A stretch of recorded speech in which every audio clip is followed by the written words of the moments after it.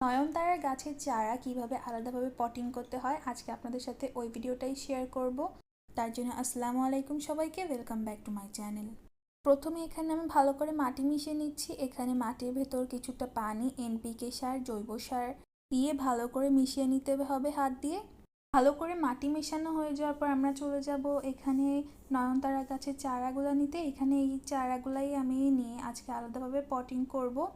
তো এখানে আমি একটি মাটির পট নিয়ে নিয়েছি এবং নিচে একদম ড্রেনিং সিস্টেমটা ভালো করার জন্য আমি এখানে কিছু স্টোন দিয়ে দিচ্ছি যাতে এক্সট্রা যে পানিটা থাকে ওটা পড়ে যেতে পারে। তারপর এখানে আমি যে মাটিটা মিক্সড করে রেখেছিলাম সেই মাটিটাই দিয়ে দিব।